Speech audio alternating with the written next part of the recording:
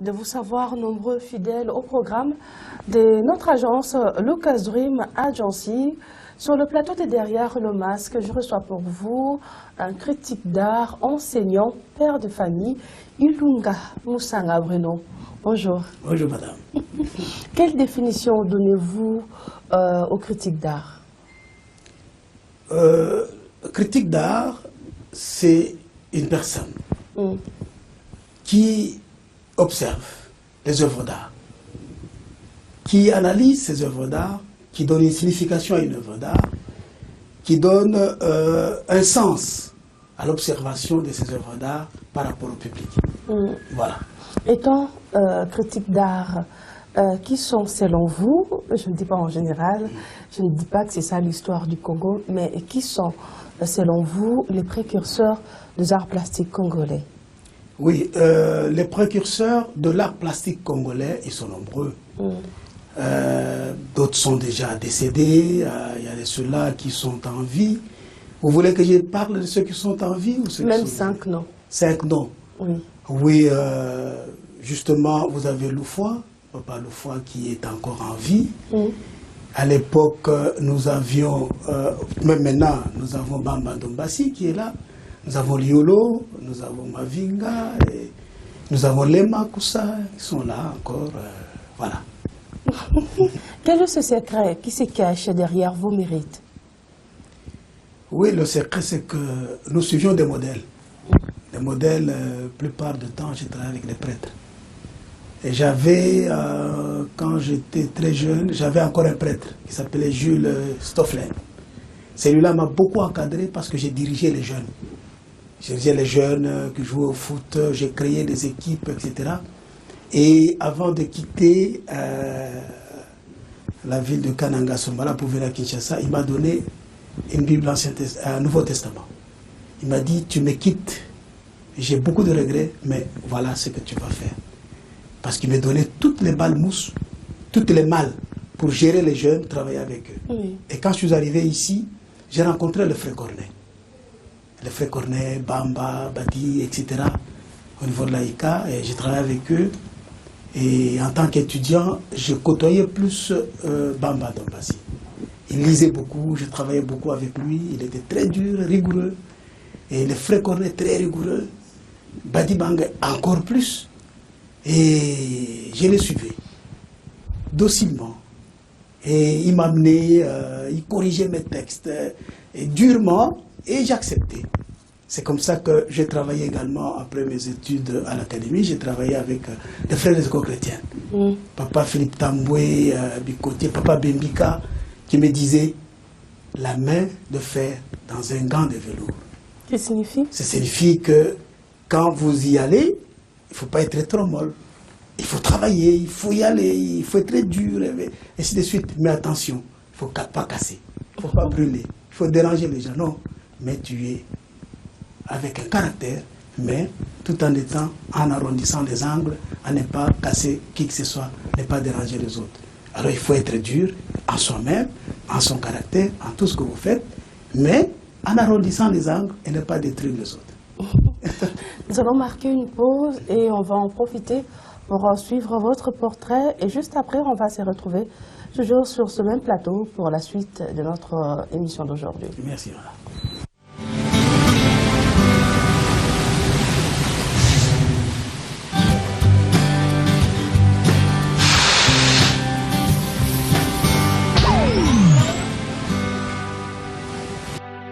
Ilunga Musanga Bruno est né le 23 mai 1949 à Lubumbashi.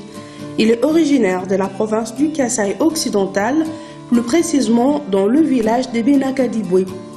Ce critique d'art est fils de messieurs Bakajika Ilunga Henri et de madame Milolo Alphonsine.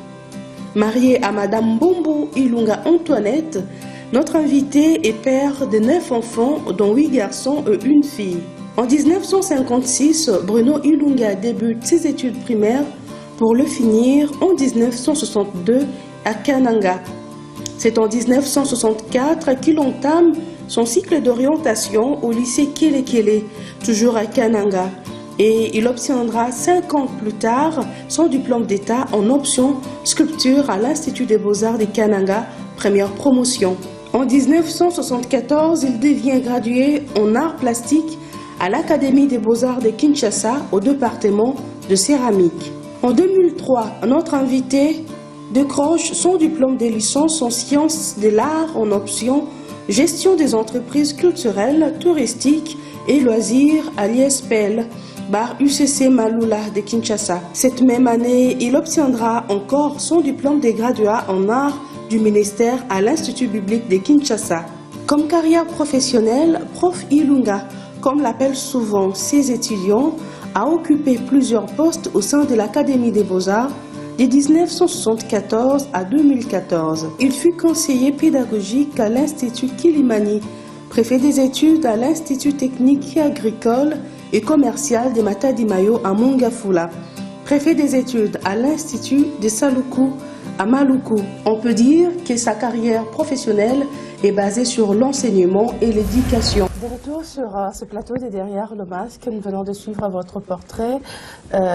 Monsieur Ilunga Musanga, vous nous avez parlé au début, vous avez même défini un critique d'art. Alors, comment devient-on critique d'art?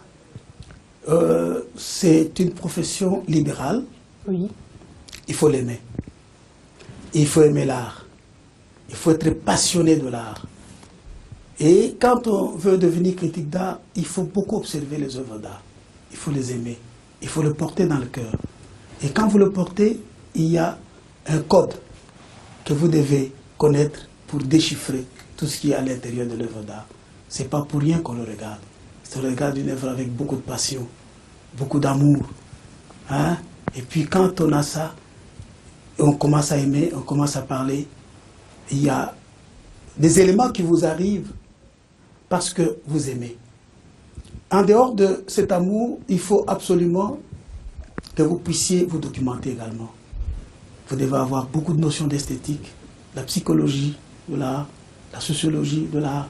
Vous devez avoir quelques notions de philosophie de l'art et vivre tous ces éléments. Il faut lire, il faut connaître un certain nombre d'éléments autour de ce message qui est œuvre d'art. L'œuvre d'art a beaucoup de messages.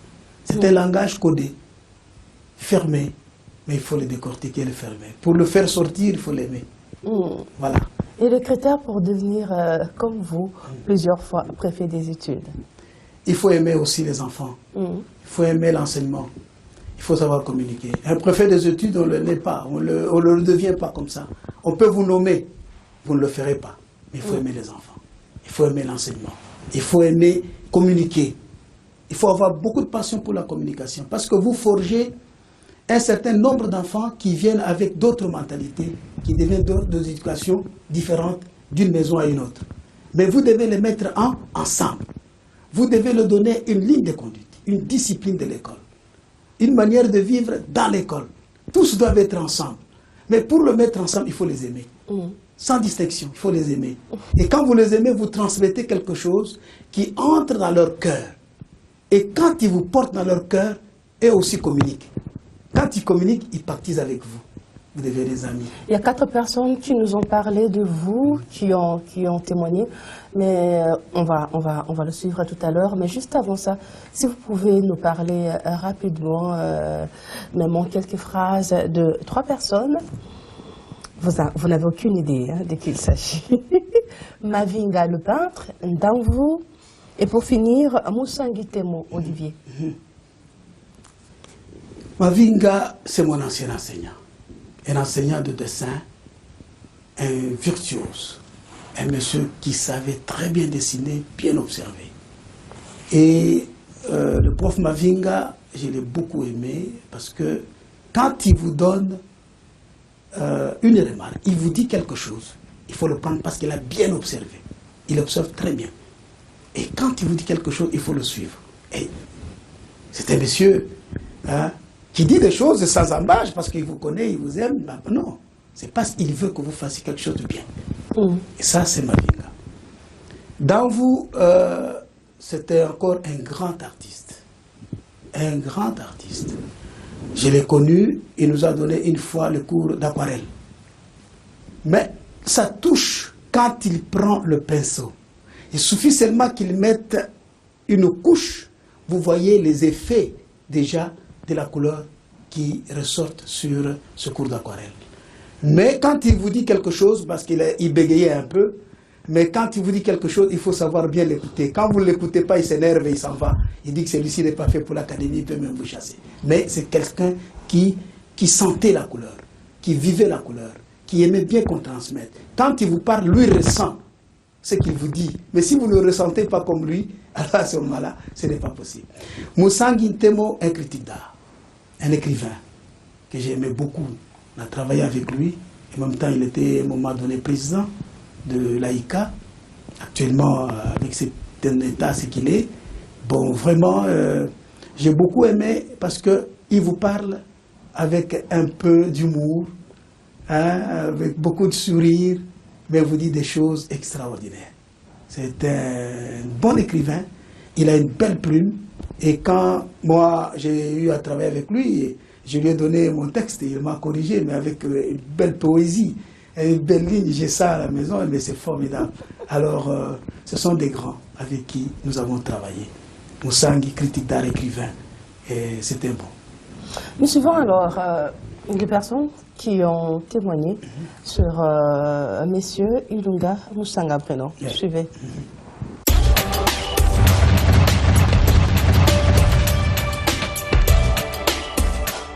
J'ai connu Ilunga comme élève au secondaire et comme étudiant au supérieur.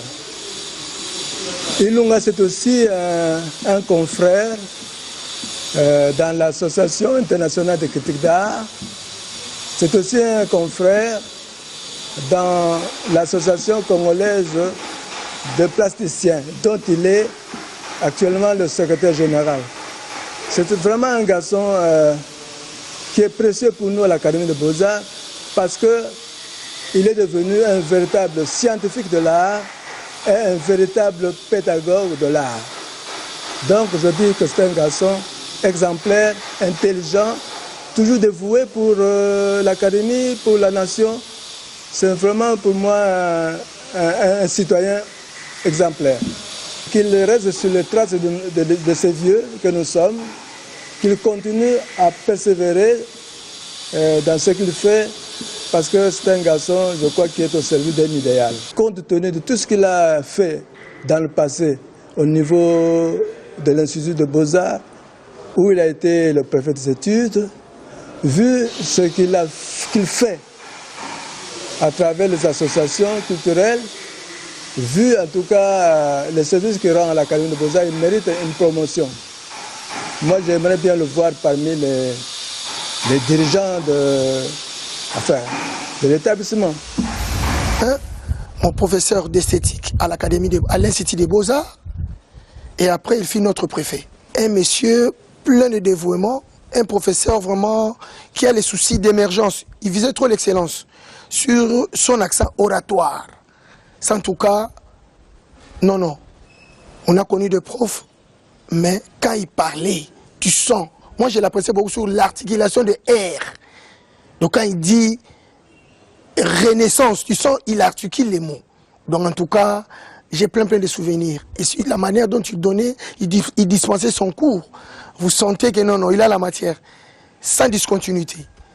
Il vous balançait la matière vraiment du début à la fin, comme disent en lingala. Même pour ça, quoi. Personnellement, je n'ai pas de conseils à lui donner.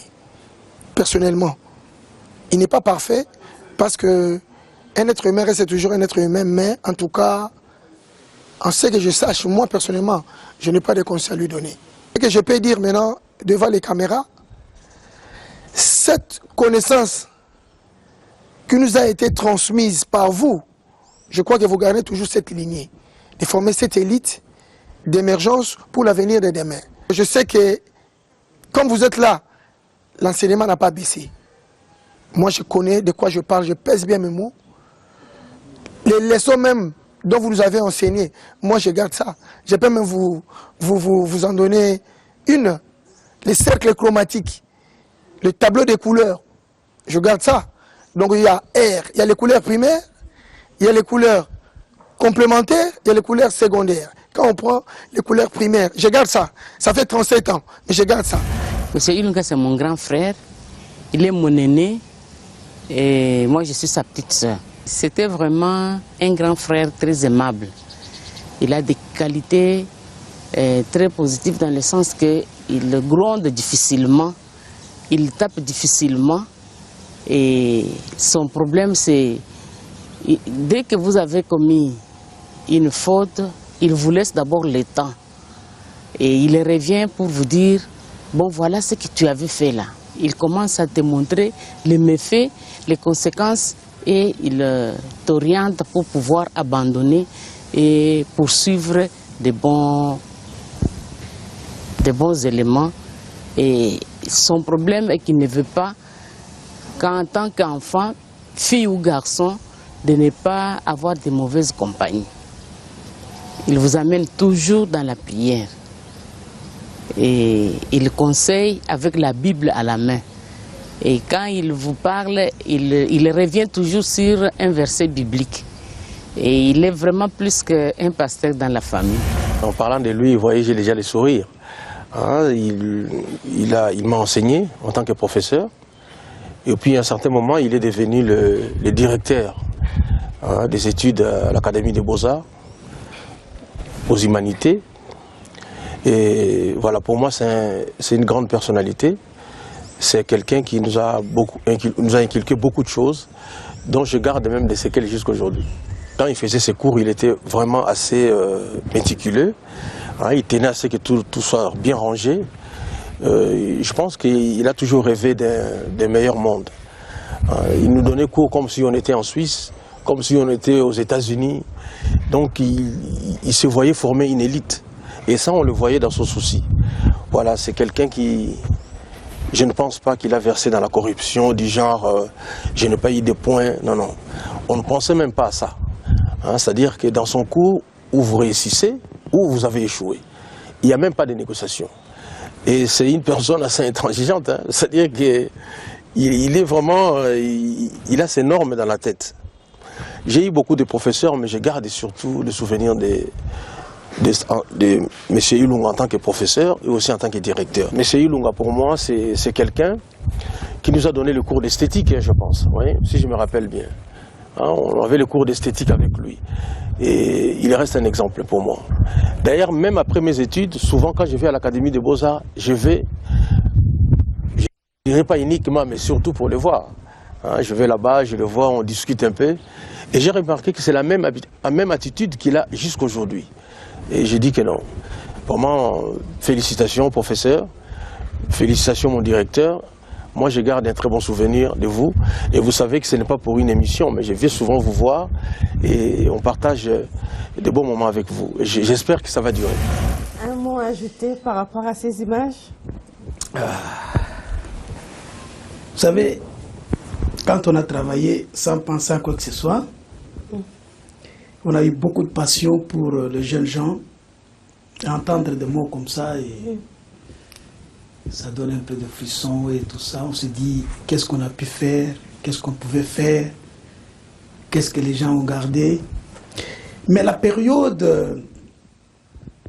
de mes étudiants ici, vous savez que moi, je dormais avec eux. Je dormais avec eux quand ils étaient en maquis. Je dormais avec eux, je quitte ma maison, je vais là-bas, je reste avec eux, je travaille avec eux. J'ai dit, vous devez réussir. Et ils me disaient, mais comment les pauvres, vous venez la nuit comme ça? J'ai dit, non, je sais que vous devez réussir, j'ai beaucoup de soucis pour vous, vous devez réussir. Et ils ont travaillé beaucoup. Et la plupart de mes anciens élèves, quand ils me regardent, ils me disent, est-ce que vous le faites avec les autres, c'est que vous le faisiez? Nous croyons que vous étiez contre nous. Il y a eu même un enfant d'une autorité qui m'a amené son père qui était responsable dans cette ville, qui me dit que j'étais terroriste, je faisais de l'apartheid.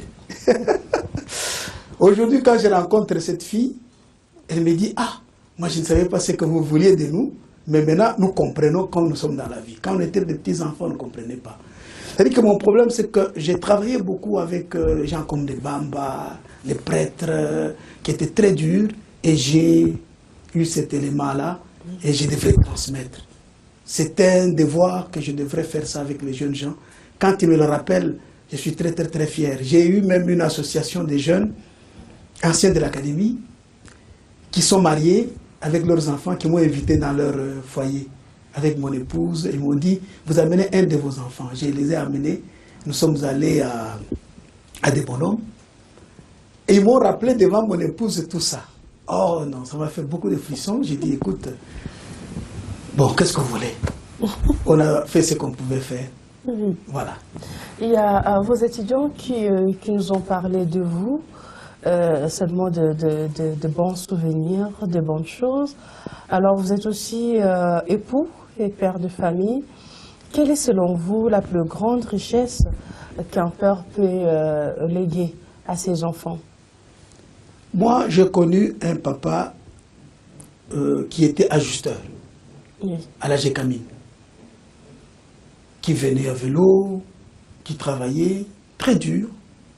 Et tout ça, nous recevons aussi de notre mère, parce que la maman ne voulait pas que nous puissions jouer au foot. Quand nous allons jouer, et une fois qu'on est blessé, nous mettions de la terre dessus pour que maman ne voie pas. Mais quand vous avez de la terre, elle voit déjà que vous êtes blessé, elle devrait vous taper. Et ça nous a marqué aussi, nous avons transmis aux autres. Et ce que nous pouvons faire, ce n'est pas facile. Ce n'est pas facile. Nous pensons que quand on a quelque chose à donner, c'est mieux de le donner. C'est mieux de le dire. C'est mieux de travailler, de faire quelque chose pour ne pas avoir une charge sur soi. Je pense que c'est ce que nous a beaucoup habité et nous avons gardé cette discipline. Et pour les enfants, il faut leur donner cela. Mes enfants, par exemple, je prie avec eux. Chaque matin avant de sortir, je prie avec eux. Ceux qui sont mariés, ils sont déjà partis, mais ils ont pris cette habitude parfois. Ils ne peuvent pas me téléphoner après 6h30, non. Avant 6h30, je suis en prière. Après 6h30, ils me téléphonent. Ils le savent. Alors quand ils me téléphonent, ils me disent, papa, est-ce que vous avez prié aujourd'hui? Oui, on a prié. Nous aussi, on a prié de l'autre côté. Alors ils ont gardé. Alors les enfants doivent garder les idées positives. Ne pas faire du mal aux autres. Ne pas faire du mal parce que ça se retourne toujours. Il faut faire du bien. À tout moment, faire du bien. Et quand ils ont un problème, moi, j'allais souvent demander conseil à mon père. Et mon père me le disait toujours à haute voix. Quand vous avez quelqu'un qui est sage, il faut le côtoyer, il faut lui demander des conseils. Et les enfants font comme ça. Je leur ai dit, même si je ne suis pas là, c'est lui que vous voyez que c'est un ami. Il vous dit des bons conseils, vous le suivez. Mais c'est lui qui dérange, laissez-les, parce que c'est sa voix.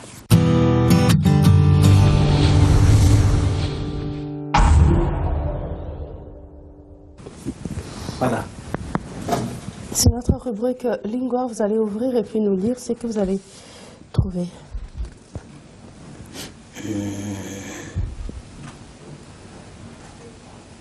Tina Vita Wamona Nyanga. C'est ça? Vous avez fini de lire alors? Oui. Vous avez une idée sur la langue? Si c'est écrit en quelle langue? Tina Vita Wamona Nyanga. Évidemment, les langues bantoues, ils ont toujours des... Je parle de quiconque, on dirait. Oui, en fait, ce que vous venez de lire, c'est celui qui fuit la guerre trouve une autre souffrance sans fin. C'est en Yaka. En Yaka. Monsieur Lunga, nous avons aperçu dernièrement dans une exposition organisée à l'Institut des Beaux-Arts en partenariat avec un centre culturel de la place, un thème des racines et des ailes. Oui. Pouvez-vous nous parler de ce thème, s'il vous plaît? Oui, les racines et les ailes. Oui. Les ailes comme l'envol. Oui. Comme, oui. J'ai vu cette exposition. Les racines, c'est pratiquement le sous-sol, le sous-bassement, le repère. C'est un cheminement. On a eu un cheminement, on a compris ce que c'est, on a foi, on a accepté cela, on garde des racines. L'envol, c'est qu'on doit aller par soi-même. Quand on a de vraies racines, on est cimenté, on a les assises sûres. Ce sont les racines. Les assises sûres. À ce moment-là, on peut s'envoler. Quand on n'a pas les racines sûres, on n'a pas un bon fondement, par exemple. Mais comment est-ce qu'on peut s'envoler? Comment on peut y aller? Les racines sûres, ce sont les enseignements, ce sont les connaissances, c'est tout ce que vous avez emmagasiné et ça doit vous cimenter de façon que vous puissiez vous envoler comme un petit oiseau et vous êtes autonome. Vous êtes autonome, vous êtes libre, vous pouvez bien communiquer, vous pouvez dire ce que vous connaissez, ce que vous intériorisez, ce que vous avez. Je pense que c'est cela. Et nous sommes arrivés presque à la fin de notre émission, mais avant de prendre top 5, j'aimerais savoir, avez-vous un message particulier aux parents qui refusent jusqu'à aujourd'hui à ce que leurs enfants fassent les arts? Le message que je peux donner aux parents, chaque parent est obligé de connaître son enfant. Il ne faut pas l'imposer une discipline.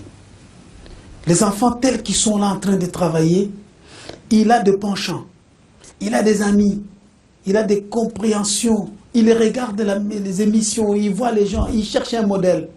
Il a des talents, il a des capacités qu'il développe au cours de son parcours scolaire.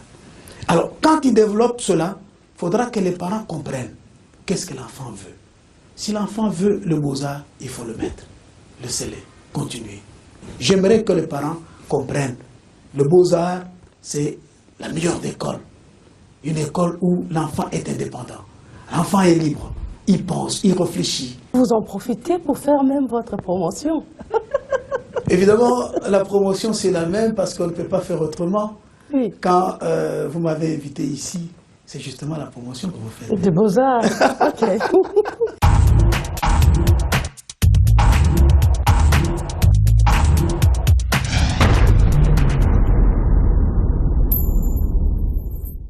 Merci à tous nos amis qui nous suivent depuis vos départements home de l'académie. Alors, nous sommes arrivés à la fin de notre émission. J'ai 5 questions à vous poser et vous allez me répondre par vrai ou faux. Si vous pensez que la question est trop personnelle, vous n'allez pas répondre et je vais prendre la question suivante. Vrai ou faux, Monsieur Ilunga, vous aimez plus être présenté comme critique d'art qu'enseignant? Les deux. Faux, faux. Faux. Vrai ou faux, M. Ilunga Bruno est aussi pasteur? Si. Vrai ou faux? C'est vrai. Vrai ou faux, vous rêvez de devenir un grand politicien? Faux. Vrai ou faux, vous écrivez actuellement sur l'artiste sculpteur Aliololimbe Alfred? C'est vrai. Vrai ou faux, le buste de Maître Loufwa Mawidi, qui se trouve dans l'enceinte de l'Académie des Beaux-Arts, est réalisé en simili-pierre? C'est vrai. Quelque chose à ajouter pour finir l'émission? Oui, oui, je remercie sincèrement votre émission. Ah, oui. Et que le travail que nous faisons, l'enseignant, artiste, ou critique d'art, ou pasteur, ce n'est pas un travail qui diverge, non. Tout concourt à la communication, tout concourt à donner le meilleur de soi-même, tout concourt à... Parce que l'artiste s'inspire, intériorise et transmet. Le critique d'art inspire et communique. Le pasteur communique également. Je pense que tout va ensemble et nous communiquons ensemble pour que le message puisse être décodé parce que c'est un monde spirituel, un monde d'élévation, hein, le monde d'art, le monde pédagogique, le monde du pasteur, c'est un monde pédagogique, spirituel, qui communique, qui veut être toujours avec les autres. C'est social aussi, hein, faut être avec les autres, communiquer avec les autres. Et je suis en train de faire cela. Merci d'avoir répondu à notre invitation. À vous, c'est par ici que je vous dis au revoir. C'était plus qu'un plaisir pour moi de recevoir, comme vous l'avez demandé, le professeur Ilunga Musanga Bruno. Prochainement, je vais recevoir sur ce même plateau un autre invité. Continuez à nous écrire et nous proposer même de personnes que vous voulez voir ici dans l'agence de Lucas Dream Agency dans le but de participer à cette émission Derrière le masque. Je vous dis au revoir et surtout merci de nous avoir suivis. Someday, with a rather come a day. Ce soir sur B1. Pouvez-vous nous dire, c'est quoi aujourd'hui la SCPT? Qu'est-ce que la SCPT? Alors, qu'est-ce que c'est la SCPT? Société congolaise des postes et des télécommunications.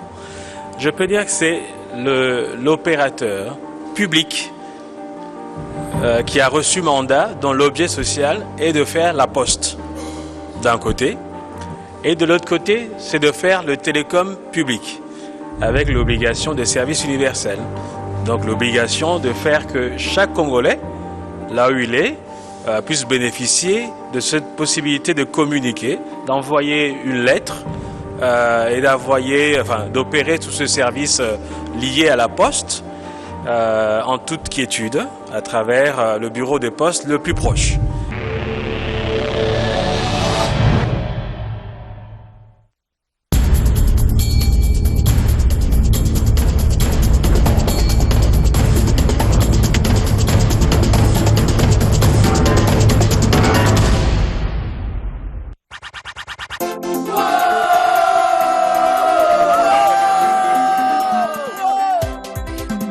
S'il te plaît, coach, viens m'aider.